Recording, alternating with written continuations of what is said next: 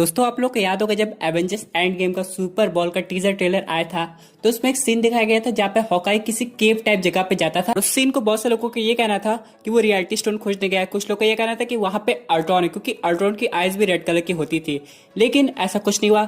उसी तरह Avengers infinity war में एक और थ्योरी आई थी कि विजन के जानने के बाद यानी कि विजन के माइंड से इन्फिनिटी स्टोन्स हट गया तो फिर टोनी स्टार्क अल्ट्रॉन बनाएगा जिसे वो एक्चुअली कंट्रोल कर सके, लेकिन अल्ट्रॉन कभी वापस नहीं आया। लेकिन दोस्तों आज के इस वीडियो में हम लोग ये बात करेंगे कि फेज 4 में अल्ट्रॉन कैसे एक नए रूप में वापस आ सकता है, वो भी एक ह्यूमन फॉर्म में। भी जानेंगे कि उसके आने के बाद उसकी आगे की प्लानिंग नए एवेंजर्स के लिए कैसी बनती है।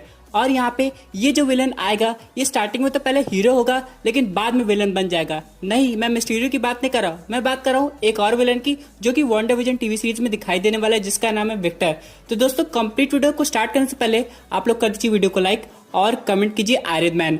साथ ही साथ जो लोग मेरे चैनल पे नए आए हैं हमारे चैनल को सब्सक्राइब करके हमारी कॉमिक बुक टॉक्स फैमिली का हिस्सा बन जाइए। तो यहाँ पे दोस्तों ये जो विक्टर है ये असल में एक तरह का साइबॉर्ग है क्योंकि सकोविया इंसिडेंट के बाद बनाया गया था। इसकी आधी बॉडी तो ह्यूमन की है लेकिन जो बाकी बॉडी बनी है वो अल्ट्रॉन के पीसेस से बनी हुई है। अब यहाँ पे अगर हम लोग बात करें एवेंजर्स 2 की यानी कि एज ऑफ अल्ट्रॉन की, तो उसमें ये दिखाया गया था कि पहले विजन अल्ट्रॉन को नेट से डिस्कनेक्ट करता है, उसके बाद जितने भी अल्ट्रॉन के पार्ट्स होते हैं उन सबको एक एक करके सारे एवेंजर्स मार देते हैं। लेकिन फिर भी कुछ पार्ट्स ऐसे होंगे जो कि खत्म तो हो गए होंगे लेकिन उनमें अल्ट्रॉन की कॉन्शियसनेस अभी भी होगी, क्योंकि दोस्तों अल्ट्रॉन का जो एआई था वो जार्विस की एआई से कई गुना ज्यादा एडवांस था और वो हमेशा से इवॉल्व होना चाहता था। इसलिए उसने विजन की बॉडी बनाई थी जो कि वाइब्रेनियम की थी, जिसमें वो अपनी कॉन्शियसनेस एंटर करके एक नया तरीके का अल्ट्रॉन बन जाता। लेकिन ऐसा कुछ हो नहीं पाया।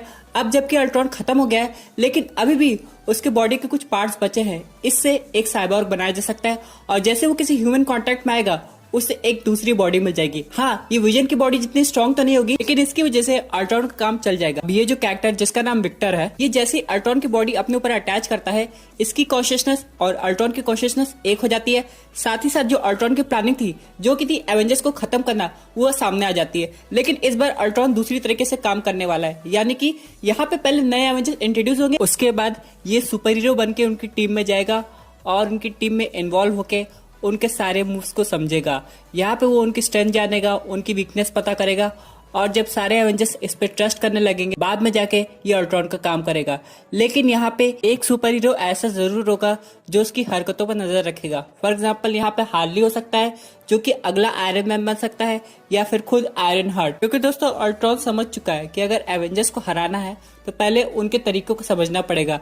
वो डायरेक्टली जाके एवेंजर्स से नहीं फाइट कर सकता, ऊपर से बाकी रोबोट्स को कंट्रोल करने के लिए को थोड़ा टाइम चाहिए होगा। इसलिए वो पहले सुपर हीरो की तरह एक प्रॉपर ह्यूमन बीइंग की तरह वहां जाएगा, अपने आप को साइबॉर्ग की तरह इंट्रोड्यूस करके उनके साथ बहुत ढेर सारे मिशन भी करेगा। हो सकता है जब ये न्यू एवेंजर्स मूवी आएगी तो हम लोग को ये कैरेक्टर ही मेन विलन के रूप में दिखाई दे। अब दोस्तों यहाँ पे जो विक्टर है वो पहले से ऐसा नहीं था, लेकिन जैसे उसकी बॉडी अल्ट्रॉन के साथ सिंक हो जाती है उसके पास अल्ट्रॉन कोई दूसरी मेमोरी क्रिएट कर देता है। बाद में अल्ट्रॉन की थिंकिंग इसकी सोच पे हावी हो जाती है जिसकी वजह से ये सारे काम अल्ट्रॉन के अकॉर्डिंग करने लगता है।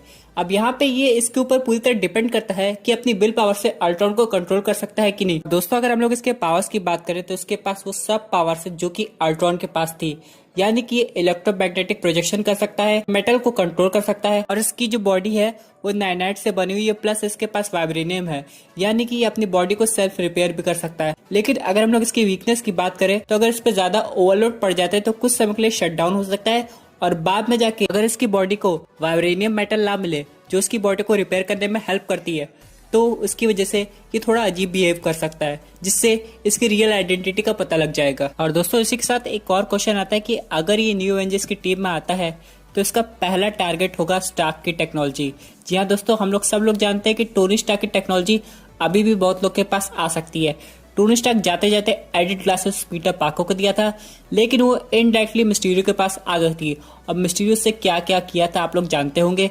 इन सब के बाद ऐसी अभी भी बहुत सारी टेक्नोलॉजी होगी जो कि हार्ली के पास होगी और बाद में जाके मॉर्गन स्टार्क जो कि टोनी स्टार्क की डॉटर है वो भी आगे जाके अपने फादर की तरह बन सकती है। इसलिए दोस्तों यहाँ पे जो कैरेक्टर होगा उसका मेन मकसद होगा आयरन मैन की टेक्नोलॉजी को कवर करना ताकि वो उससे बाकी एवेंजर्स को हरा सके। वैसे भी अगर हम लोग जाने तो आयरन मैन के डेटाबेस में सारे एवेंजर्स की लिस्ट होगी, उनकी पावर्स क्या है, वो लोग कैसे फाइट करते, सब कुछ होगा। इसी का फायदा ये कैरेक्टर आराम से उठा सकता है। और यहाँ पे दोस्तों एक और रीजन हो सकता है कि अल्ट्रॉन की आर्मी बनाने के लिए बहुत ढेर सारी रिसोर्सेज चाहिए, तो उसके पास स्टार्टिंग में तो कुछ ऐसा होगा नहीं, इसलिए वो ऐसा काम करेगा। बाद में जाके खुद की एक आर्मी बना लेता है, तब हम लोग को वो एक रियल अल्ट्रॉन के रूप में नजर आएगा। और यहाँ पे दोस्तों टोनी स्टार्क की टेक्नोलॉजी के अलावा अल्ट्रॉन एक और जगह जाएगा, जो कि है वकांडा। हम लोग ने जब एवेंजर्स 2 में देखा था तो अल्ट्रॉन स्टार्क टेक्नोलॉजी के अलावा वाइब्रेनियम के पीछे भी पड़ा था। उसमें एक चीज तो क्लियर थी कि अल्ट्रॉन को ये तो पता है कि वकांडा में वाइब्रेनियम मिलता है, लेकिन उसे ये नहीं समझ थी कि वकांडा में टेक्नोलॉजी भी बहुत ढेर सारी जो कि काफी ज्यादा एडवांस है, जो कि उसको और ज्यादा इवॉल्व कर सकती है। इसलिए अगर उसे ऐसा पता होता तो डायरेक्ट वकांडा ही चला जाता। लेकिन अब ये सब समय आ गया है, ब्लैक पैंथर ने वकांडा का राज डिस्क्लोज कर दिया था, तो अब अल्ट्रॉन के पास एक नहीं बल्कि 2 टेक्नोलॉजी के प्रॉपर सोर्स है, एक टोनी स्टार्क के और दूसरे ब्लैक पैंथर के। अगर ये दोनों पे कंट्रोल कर लेता है तब बहुत दिक्कत हो सकती है हमारे सुपर एवेंजर्स के लिए। यहाँ पे दोस्तों जो भी मेन फाइट सीक्वेंस होगा वो वकांडा में होगा, क्योंकि अल्ट्रॉन का फाइनल प्लान होगा वकांडा में जाकर वाइब्रेनियम से अपनी पूरी आर्मी बनाना, क्योंकि इस बार अल्ट्रॉन कोई चांस नहीं लेना चाहता, वो अपना हर बैकअप क्लियर करना चाहता है। यहाँ पे जब वो आर्मी बनाएगा तो वो चाहेगा उसकी आर्मी भी उतनी स्ट्रांग हो जितना कि वो हो। इसलिए हम लोग ने जब अल्ट्रॉन को पहली बार देखा था तो उसकी बॉडी तो वाइब्रेनियम की बनी थी, लेकिन जो उसकी आर्मी थी वो नॉर्मल मेटल की थी। लेकिन इस बार अपनी आर्मी को भी सुपर स्ट्रांग बनाने के लिए वो ऐसा जरूर करेगा। तो ये फाइट देखने में काफी ज्यादा इंटरेस्टिंग होगी कि कैसे न्यू एवेंजर्स मिलकर अल्ट्रॉन को हराने की कोशिश करते हैं। लेकिन दोस्तों इस मूवी में 2 लोग का काफी ज्यादा इंपॉर्टेंट रोल होने वाला है। पहला तो आयरन हार्ट का, दूसरा शूरी का, क्योंकि यही दोनों टेक जीनियस होंगे जो कि अल्ट्रॉन को कंट्रोल कर पाएंगे। और दोस्तों अगर इस मूवी को थोड़ा और इंटरेस्टिंग बनाना है तो इसमें एक पुराने एवेंजर्स की एंट्री होनी चाहिए, जो कि है डॉक्टर ब्रूस बैनर। आप लोग को याद होगा अल्ट्रॉन को बनाने के लिए टोनी स्टार्क और ब्रूस बैनर दोनों का एक साथ हाथ था, इसलिए यहाँ पे फ्यूरी को उनकी जरूरत पड़ेगी। वही बता सकते हैं कि अल्ट्रॉन को कैसे हराया जा सके, और वो यहाँ वाकांडा पे आके फ्यूरी की हेल्प कर सकते हैं। और कभी जरूरत पड़ेगी तो हो सकता है हमें इनक्रेडिबल हल्क अल्ट्रॉन की आर्मी से फाइट करते हुए नजर आए। चलिए दोस्तों बात करते हैं अपने अगले अपडेट के, जो रिलेटेड है ब्लैक विडो मूवी से।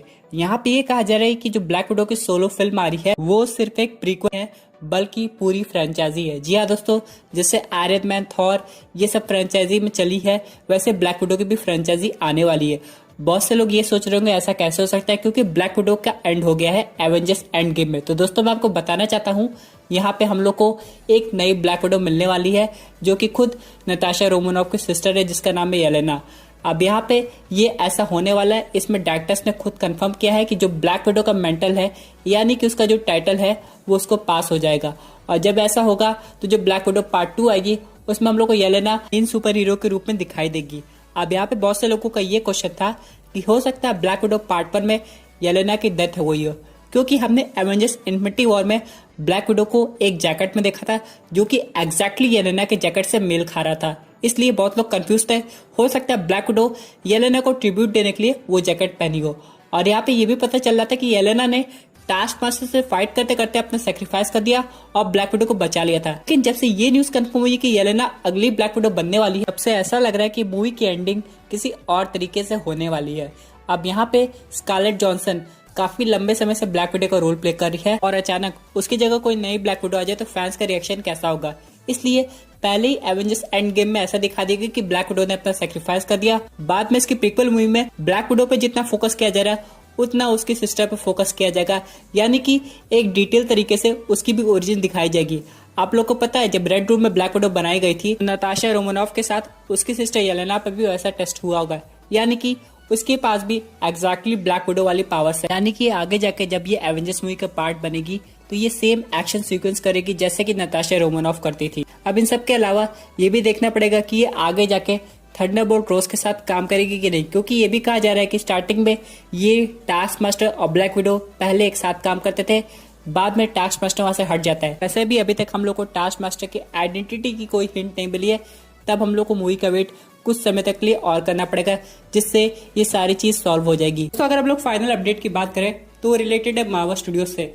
यहाँ पे जो कॉमिक कॉन होने वाला है उसमें ये पार्ट नहीं लेगा, बल्कि खुद का एक अपना सेपरेट वर्चुअल शो करने वाला है। इसका मतलब ये है कि मार्वल के पास बहुत सारी चीजें दिखाने को, साथ ही साथ इसमें हम लोग को फेज 4 का अपडेट वर्जन और फेज 5 की नई लिस्ट देखने को मिल सकती है। लेकिन अभी तक इसकी डेट अनाउंस नहीं हुई, तो जैसे ही डेट आती है मैं आपको बता दूंगा। दोस्तों, ये थी एक अमेजिंग अपडेट रिलेटेड थी अल्ट्रॉन और ब्लैक विडो से।